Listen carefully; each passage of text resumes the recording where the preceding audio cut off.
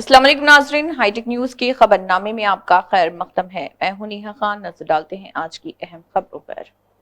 मधुल circle inspector of police Ravindra Nayak ने press conference में बताया कि 8 अगस्त की रात न्यू बस स्टैंड के करीब मोबाइल पॉइंट में सरका करने वाले मुलजिम को गिरफ्तार कर लिया गया।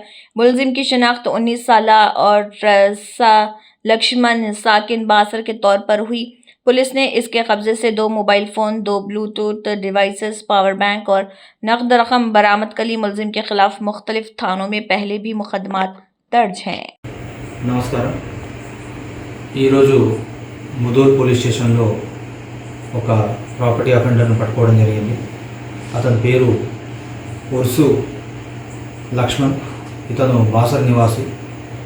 ఇతను ప్రీవియస్ అఫెండర్. గతంలో చాలా టెంపుల్ అఫెన్స్లలో చేశాడు.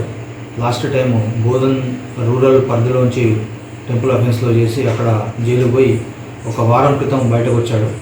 అయితే తేదీ 8వ తారీఖు రోజు మధ్యాహ్నం పూట నిర్మల్ ఎత్తాడు. అక్కడ ఒక నైట్ నిర్మల్ రూరల్లో లిమిట్స్లోని ఒక 3 టెంపుల్ అఫెన్స్లలో అఫెన్స్ చేస్తాడు.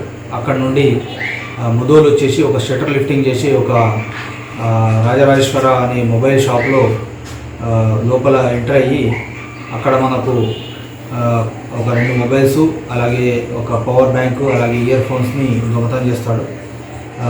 ఇతని యొక్క సీసీ ఫుటేజ్ను వెరిఫై చేసేసి ఇతన్ని పట్టుకోవడం జరిగింది. ఈరోజు రిమాండ్ చేయడం జరుగుతుంది. నేను ముదోల్ ప్రజలకు అందరికీ కోరుకునేది ఒకటి ఏంటంటే, ఖచ్చితంగా మీ యొక్క షాప్స్లలో సీసీటీవీస్ పెట్టుకోండి.